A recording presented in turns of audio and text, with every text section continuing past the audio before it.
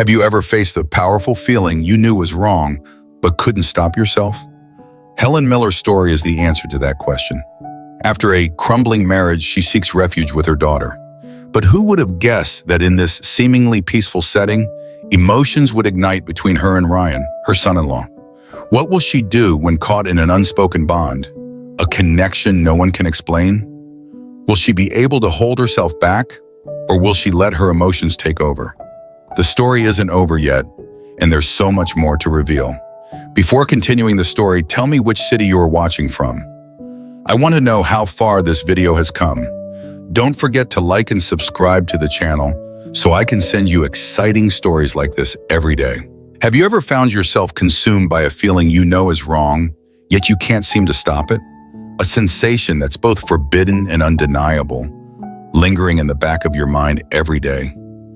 If you have, or if you've ever wondered what that might feel like, then this story may give you something to think about. It was a warm summer in the quiet suburbs of Connecticut.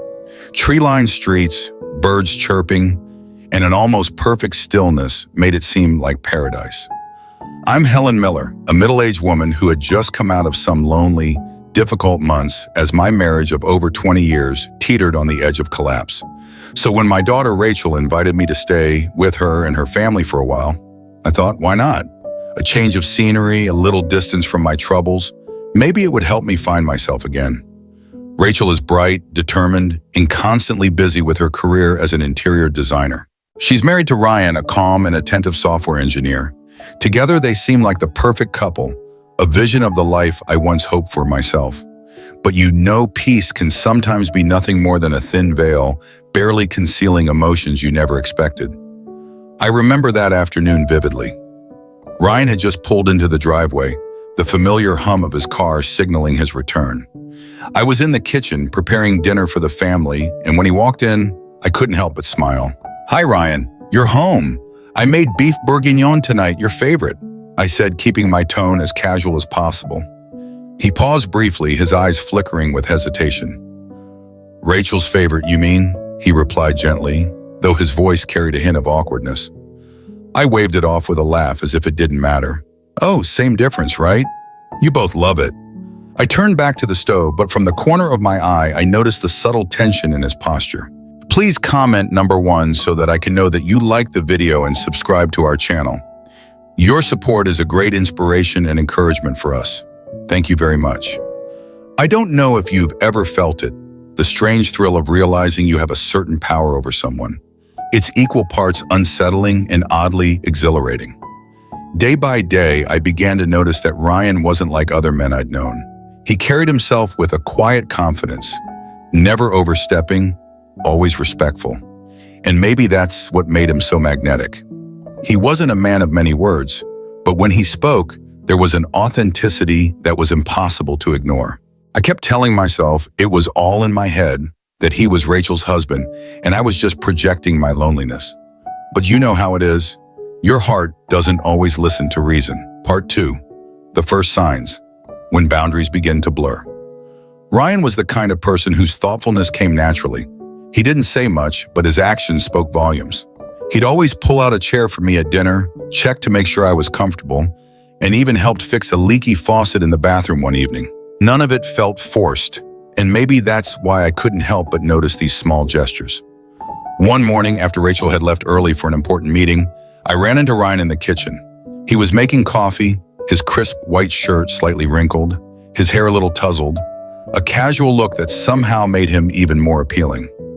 "I made an extra cup for you," he said, his voice calm as always, though I noticed he avoided meeting my eyes. "Thank you, Ryan. You always know how to make people feel cared for," I replied, keeping my tone light, but with a subtle hint of something more. He gave a small smile, said nothing, and handed me the cup. That brief moment might not have meant anything to him, but to me it felt like a spark, a small, undeniable sign I couldn't ignore. I began to notice myself being more deliberate in my interactions with Ryan. Nothing too obvious, of course, but I found reasons to be around when he was home. One evening I cooked beef bourguignon, a dish both Rachel and Ryan loved. As I brought the dish to the table, I pretended not to notice Ryan glancing at me, but I knew he was watching. his expression a mix of unease and something else I couldn't quite define. "Dinner is wonderful, Helen," he said after taking a few bites. "Rachel's always said you're an amazing cook, but this is the first time I've really understood what she meant." "I just try to make everyone happy," I replied, letting my gaze linger on him briefly, especially when the person enjoying it appreciates it as much as you do. When you're walking a fine line, every gesture, every word feels like it could push you further or pull you back. But at that moment, I chose to move forward. I didn't know why I felt that way. Maybe it was the loneliness weighing on me, or maybe it was Ryan. Just his presence had awakened a part of me I thought I'd lost. One afternoon, I was tending to the backyard garden when Ryan came home earlier than usual. Please pause for 2 seconds. Please don't forget to like this video and subscribe to the channel. Your support is a great inspiration and encouragement for us. Thank you very much. He stepped out of the car, loosened his tie, and looked tired after what must have been a long day. I didn't miss the opportunity.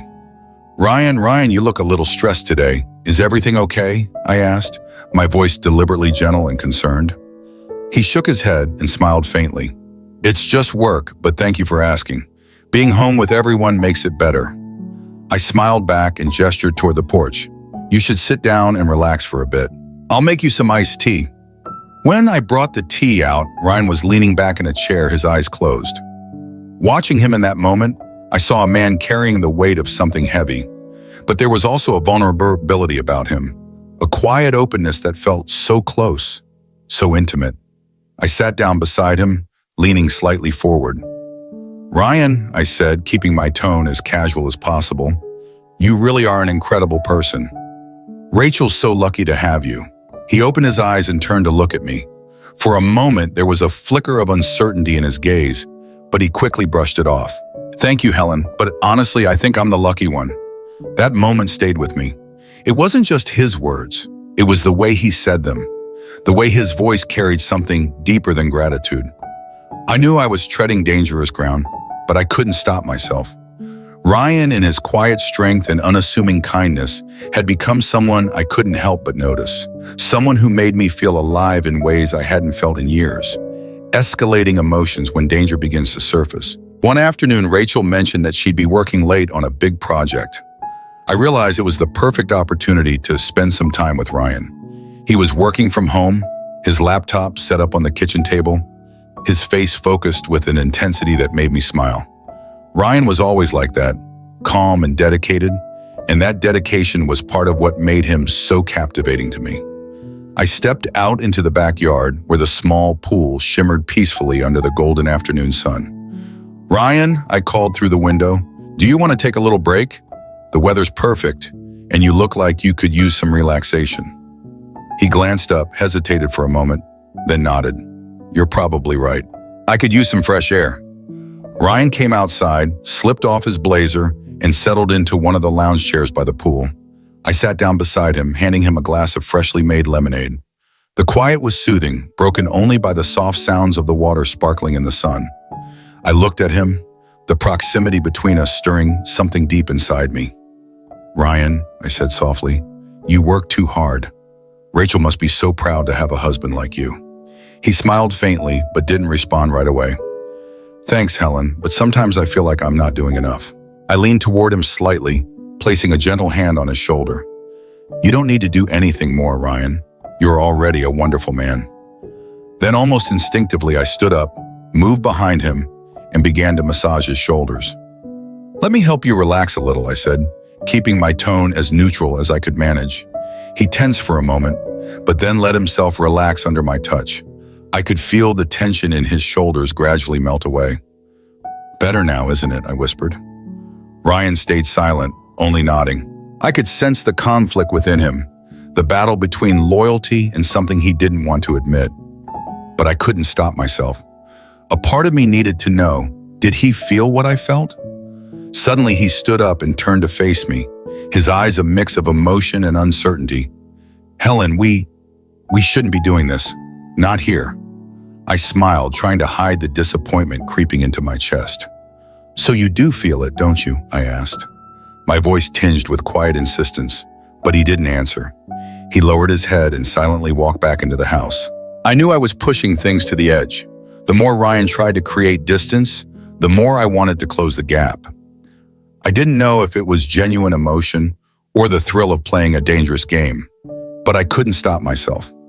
Another evening, when Rachel went out to dinner with friends, I prepared a small meal for just Ryan and me. The house felt unusually quiet, with only the faint clinking of utensils and small talk between us breaking the silence. After dinner, I brought a bottle of wine into the living room, where Ryan was sitting with a book in his lap. I thought we could enjoy the evening a little, I said, handing him a glass of wine. I sat down next to him, deliberately moving a little closer, so the space between us felt almost non-existent. Ryan, I said, my voice low but deliberate, have you ever felt like there's something special between us? He looked up from his book, meeting my gaze directly for the first time that evening. Helen, I'm not sure what you're saying, but I think we need to stop right here. I gave a small, knowing smile and lightly touched his hand. Ryan, you can't deny this forever. I'm not asking you to do anything. I just want you to be honest with yourself. Don't you feel it too? For a moment, I saw the hesitation in his eyes, the flicker of something he was trying desperately to suppress. He pulled his hand away, set the wine glass down, and stood. I need to get some air, he said, his voice slightly unsteady. I sat there on the couch, watching as he left the room. I knew he was struggling, and I knew I had pushed him to his limit, but I also knew that once that boundary was crossed, there would be no turning back. So what do you think I should do? Should I stop and protect everything Rachel has built? Or should I keep walking this dangerous path, chasing a feeling I can't seem to ignore? The story isn't over yet, and what happens next will change everything. Are you ready to hear the rest? Part 4, The Turning Point, Crossing the Line. That night, with Rachel away on a work trip, the house felt unusually quiet. The silence mirrored the chaos in my mind, reflecting all the thoughts I couldn't quite organize. Ryan was sitting in the living room, reading a book, keeping himself occupied. Meanwhile, I was pacing in the kitchen, doing small, pointless tasks to distract myself from the growing tension within me. I couldn't stop thinking about what had happened by the pool, the way Ryan had pulled back, as if I were a flame too dangerous to get close to. I knew I had pushed him into a corner, shaken the fragile boundaries between us, but I couldn't stop. Part of me wanted to retreat to my room, close the door, and let this end. But another part of me, a selfish, vulnerable part, wanted more. I wanted to feel seen, to experience again the way Ryan made me feel alive. I walked into the living room, wearing a soft silk robe that I knew flattered me. Ryan glanced up, his eyes momentarily uncertain. I smiled, carrying 2 glasses of red wine in my hands. Ryan, I said as I sat down beside him on the couch, we don't need to let this be so tense. Rachel isn't here, and I think we could let ourselves relax a little, don't you? He looked at me quietly, as if weighing every word I had just said. Helen, he began, his voice rough with weariness, I don't think this is a good idea. Ryan, I interrupted, placing a hand on his arm. This isn't about right or wrong, this is about what we feel. You can't deny there's something between us. He closed his eyes, exhaling deeply. I saw his shoulders tremble slightly, as if he was fighting a battle within himself. Helen, Rachel's my wife, and you're her mother. This isn't right. His words cut deep, like a knife to my chest. I knew he was right. I knew this was wrong, a betrayal. But as I looked at him, my guilt was drowned out by the years of loneliness pressing down on me. I know, I whispered. I know it isn't right. But Ryan, when will you stop thinking about everyone else and think about yourself, about us? I reached up and cupped his face, feeling the warmth of his skin beneath my fingers. He didn't pull away. Instead, he looked at me, his eyes filled with a conflict I had never seen before. When you do this, Helen, he said, his voice trembling, do you think about Rachel? Do you think about how much this will hurt her? His words hit me like a slap. Rachel's face flashed in my mind. Her smile as she talked about work, the way her eyes lit up when she looked at Ryan, the trust she placed in both of us. And here I was, betraying her in a way she didn't deserve. But the closeness between Ryan and me, the years of emptiness I carried, it all clouded my judgment. I have thought about Rachel, I confessed, my voice low, and it eats at me every day. But Ryan, I can't stop thinking about you, and I know you feel the same. He didn't respond. The moment stretched on feeling like an eternity, then I leaned in and pressed my lips to his. That was the moment I knew we had crossed the line. Ryan didn't pull away. He didn't stop me. Instead, he kissed me back, as if all the emotions he'd been holding back had finally broken free. What happened next unfolded in a haze. We didn't speak, letting our emotions guide us. The room seemed to fade away, leaving just the two of us. And when it was over, we lay side by side in silence, the sound of our breathing the only thing filling the space. But then the guilt set in, heavy as a stone. I looked at Ryan, his face a storm of emotions, regret, fear, and a faint trace of something that looked like peace. I reached for his hand, but he pulled away, sitting up and staring into the distance. "We shouldn't have done this," he said, his voice hoarse. "God, what have I done? Rachel, she doesn't deserve this." I sat up, wrapping the blanket around myself, the weight of my own guilt suffocating me. "Ryan," I said, trying to steady my voice, "we can't change what's happened, but that doesn't mean we can't move forward." He turned to me, his eyes filled with pain. "Helen, how can we move forward when this was a mistake from the start?" I didn't have an answer. I knew this was wrong. I knew I had betrayed my daughter in the worst way possible. But I also knew there was no going back. What had happened between Ryan and me couldn't be undone. And as much as it hurt, I couldn't bring myself to regret it. When he left the room, I stayed behind in the darkness, the guilt burning inside me. Rachel, my daughter, the person I loved more than anyone, had become the one I betrayed the most.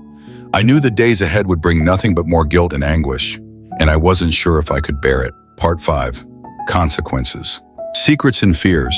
I kept trying to convince myself that everything would be fine, that Ryan and I could control our emotions and keep this secret buried. But secrets are like water seeping through a crack in a dam. At first, it's just a trickle, but eventually it all comes crashing down. In the days that followed, Ryan and I almost completely avoided each other whenever Rachel was home.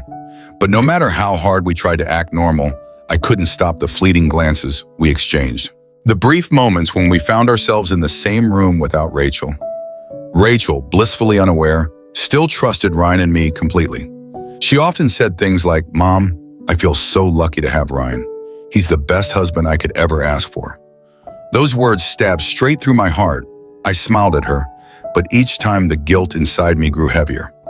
One morning after Rachel left for work, I walked into the kitchen and saw Ryan standing there, holding a coffee cup, staring out the window. I was about to leave, but he spoke first. "Helen," he said, his voice low and heavy with worry, "we can't keep doing this. This will destroy everything." I froze, my heart pounding in my chest. "Ryan, I know," I replied, trying to keep my voice steady. "I know this is wrong, but you can't deny what we felt." He turned to look at me, his eyes filled with conflict. "Helen, I feel it, but that doesn't make it right. I love Rachel. She doesn't deserve this." I lowered my head, the weight of his words settling deep inside me. "So what do you want to do?" I asked, my voice trembling. "Pretend none of this ever happened? Do you really think we can just go back to how things were?" He didn't answer. In that moment, the silence said everything. We both knew that what had happened between us couldn't be undone. Rachel began to sense something was off. One evening during dinner, she suddenly asked, "Ryan, you've seemed stressed lately. Is something going on at work?" Ryan glanced up, forcing a smile. "It's nothing, just some big projects, that's all. Don't worry." Rachel turned to me, her expression full of concern. "Mom, do you think Ryan's been acting different? Has he mentioned anything to you?" I hesitated, feeling my chest tighten. "No, honey, I think everything's fine. Ryan's always worked hard, you know that." Rachel smiled, but I caught a flicker of doubt in her eyes. I wondered if she was starting to suspect something, or if it was just my own paranoia. One day, when Ryan was working in his office and Rachel had gone shopping, I found myself alone in the living room. My eyes drifted to the family photos on the wall. There was one of Rachel and Ryan on their wedding day, both of them beaming, radiant with happiness. I stared at that picture longer than I should have, guilt washing over me. Rachel was my daughter, the person I had promised to love and protect above all else. And yet here I was, hurting her in a way no mother ever should. I couldn't stop the questions running through my mind. If Rachel found out, would she ever forgive me? If everything fell apart, would I lose both my daughter and Ryan? Ryan started to keep more distance between us, and I didn't blame him for it. But his withdrawal didn't make things easier. If anything, It only highlighted how far out of control everything had spiraled for both of us. One night after Rachel had gone to bed, Ryan and I happened to cross paths in the kitchen. Neither of us said a word, but his eyes spoke volumes. The tension, the fear, and the emotions we both tried to suppress were all there, plain as day. "Ryan," I whispered, my voice catching, "we can't keep doing this." He looked at me, his eyes filled with pain. "I know, but I don't know how to stop, Helen. I feel like I'm hurting everyone I care about." I took a deep breath, trying to keep my tears at bay. "Ryan, I know I'm wrong. I know I've made mistakes, but I don't know how to stop either. And I think you feel the same way." He didn't respond. He just turned and walked away, leaving me standing there in the dim light of the kitchen, consumed by the weight of everything we'd done. You might think I'm selfish, and maybe you're right, but I can't stop asking myself, how did I, a mother who loves her daughter more than anything, end up here? How did something that started so innocently become the thing that could shatter everything I hold dear? I don't have the answers. All I know is that with each passing day, this secret feels more like a ticking time bomb, and sooner or later it's going to explode. The only question is, when it does, will I be able to face the fallout? Part 6. The inevitable end, the price of betrayal. Secrets never stay buried. No matter how tightly you try to contain them, they always find a way to seep out. And when they do, everything you've worked so hard to protect can crumble faster than you ever imagined. In the days that followed, the tension between Ryan and me grew unbearable. He kept his distance, avoiding me as much as possible. He no longer lingered for casual conversations or even brief moments of connection. But that distance only made everything more awkward. Every time our eyes accidentally met, I saw the turmoil and guilt we both couldn't ignore. Rachel, blissfully unaware of what was happening, began to sense something wasn't quite right. "Mom, has Ryan seemed off to you lately?" she asked one morning while getting ready to leave for work. "He looks tired and a little distant. Have you noticed?" I tried to keep my composure, even though my heart was racing in my chest. "Oh, he's probably just stressed about work. You know how those big projects of his can get." Rachel looked at me, a flicker of doubt crossing her face. "Maybe, but sometimes it feels like he's hiding something." Her words felt like a dagger to my chest. I wanted to scream, to confess everything right then and there, but I couldn't. I didn't dare. One evening while Rachel was out at a company event, Ryan and I were alone in the house again. I sat in the living room pretending to focus on the book in my hands, but my mind was racing. Thoughts of Rachel, of Ryan, of everything I had done swirling endlessly. Ryan walked in, a glass of water in his hand. He looked at me, his expression weary and defeated. "We need to talk, Helen," he said, his voice low but firm. I nodded, setting the book aside. "I know," I replied, my voice trembling. "I know this can't go on."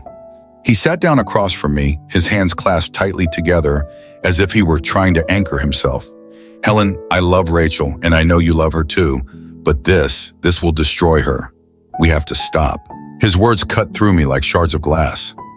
"Ryan," I said, trying to keep my voice steady, "do you think I don't know that? Every day I feel like the worst mother in the world, but I can't stop thinking about you, and I know you feel the same." He lowered his head, silent. I could see him wrestling with his emotions, just as I had been for so long. "Rachel doesn't deserve this," he said, almost whispering. "She's a wonderful wife. She trusts us both, and we're betraying her in the worst way possible." I couldn't argue. Every word he said was true, but my logic was clouded by the emotions I'd buried for so many years, the loneliness and longing that had consumed me. "Ryan," I said, tears spilling down my cheeks, "I'm sorry. I never wanted this to happen, but I don't know how to stop." The conversation ended in heavy silence. I knew Ryan had made his decision, and it felt like I had just lost a part of myself. But the worst was yet to come. A few days later, Rachel came home earlier than expected. I was in the kitchen, and Ryan was in the living room working on his laptop. I didn't hear her car, so I was caught off guard when the front door opened, and she walked in, her voice cheerful. "Ryan, Mom, I'm home," she called out, making her way into the living room. I thought nothing of it until I heard her voice shift, suddenly cold and suspicious. "Ryan, what is this?" I rushed into the room, my heart stopping in my chest. Rachel was holding Ryan's phone. The screen lit up with a message, one I had sent. "You can't keep running forever. I know you feel this, Ryan." Rachel read the words aloud, her voice shaking. Her eyes darted from Ryan to me. "What is this, Mom? What? What are you saying to my husband?" And the room froze. I saw Ryan's face turn pale, his hands trembling. But I knew it was me who had to answer. "Rachel," I began, my voice barely above a whisper. "I'm so sorry. This was never supposed to happen. Never supposed to happen." Rachel screamed, her eyes brimming with tears. "Mom, how could you? How could you betray me like this? How could Ryan?" I had no response. How could I explain? How could I justify destroying my daughter's trust for the sake of a fleeting emotion? Rachel left that day. Ryan tried to explain, tried to stop her, but she wouldn't listen. The home I had thought of as a sanctuary was now empty, filled only with pain and regret. I lost Rachel, and I knew I might never regain her trust again. Ryan left a few weeks later. He said he needed time to think, to figure things out. But deep down, I knew he understood there was no way to fix what we had done. You might think I deserve this, and maybe I do. But the weight of what I've lost feels unbearable. It's not just regret I feel, but the pain of what I've destroyed, the irreplaceable things that are now gone. Every day I feel that emptiness, the void where love and trust used to exist. I've torn apart everything I once had, and now I'm left facing the consequences alone. I destroyed the trust of the person I loved most in the world for a fleeting sense of connection, a momentary feeling that, in hindsight, wasn't worth the sacrifice. This is what I have learned. Sometimes we get swept away by emotions we can't control, and when we realize we have crossed a line, it's too late to turn back. The bond between me and Rachel, the relationship between me and my daughter, is now nothing more than shattered pieces and words that can never be unsaid. I looked into her eyes, those eyes that once were filled with love and trust. Now, those eyes were filled with pain and disappointment. And I am the one who caused that loss of trust. No more cozy evenings together, no more sharing, no more protection I once offered. That was everything I had, but it's all gone because of a moment where I couldn't control my emotions. As I faced my mistakes, I realized that those fleeting emotions could never be worth what I've lost. That moment was not worth trading everything. I wonder if there's any way to fix this. Can I ever get back the trust and love I destroyed?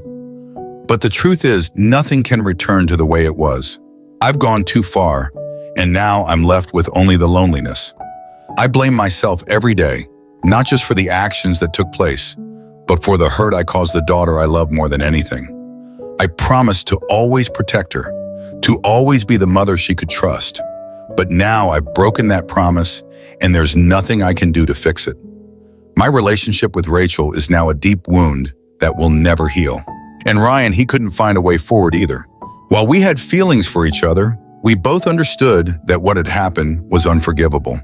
He left, and all I could do was face the truth. I didn't just lose Rachel, I lost a part of my life.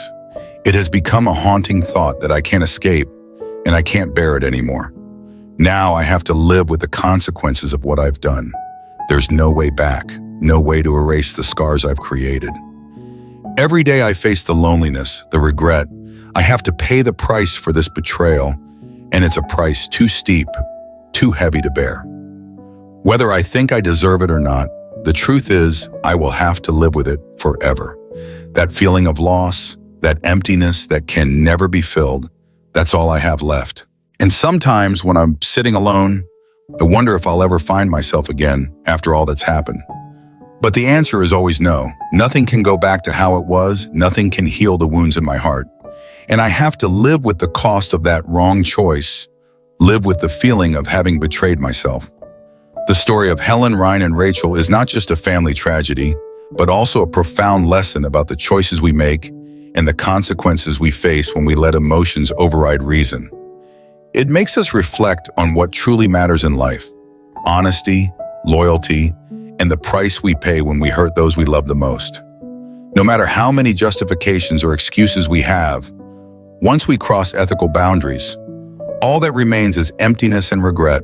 Surely many of us have found ourselves in situations where our reason tells us to stop, but our emotions push us forward. The internal conflict between what is right and what we desire, between responsibility and emotion, is what makes this story so captivating. The decisions made by the characters in this story don't just alter their lives, but affect everyone around them. Those fleeting moments, those uncontrollable emotions, ultimately lead to a result that cannot be undone. And the scariest part is the realization of the price we must pay when everything is beyond repair. We can find many similar stories in real life, where one person's wrongful actions deeply impact many others. Moral decisions and internal conflicts are not unfamiliar. And that is why this story is not only for entertainment, but also a powerful reminder to always uphold ethics and values in life. Betrayal, whether accidental or intentional, always leaves deep scars that time cannot erase. And once we cross that line, nothing will ever be the same again. This story is not just for entertainment, but to provoke deep thoughts within each of us. It reminds us of the importance of honesty and loyalty, and the price we pay when we hurt those we love the most. To maintain strong relationships, we must cherish, protect, and prioritize honesty above all else. Once trust is broken, what we face is not only regret, but also an emptiness that is difficult to fill. If this story touched your heart and you want to explore more heartfelt and genuine tales like this, be sure to subscribe to our YouTube channel. Don't let these stories pass by without leaving a mark on you. Stay tuned to never miss another story, and share this video with those you care about, with anyone who can reflect on the valuable lessons each story offers. These emotions, these values will continue to resonate within us, reminding us to live more sincerely and truthfully. We will continue to share these stories so that together we can explore, learn, and grow. Don't forget to turn on notifications to receive our latest videos. Each video is a lesson, a precious experience that helps us reflect on ourselves and our relationships with those around us. Thank you for watching, and we'll see you in the next video. Let's share these life values, real emotions, and valuable lessons together.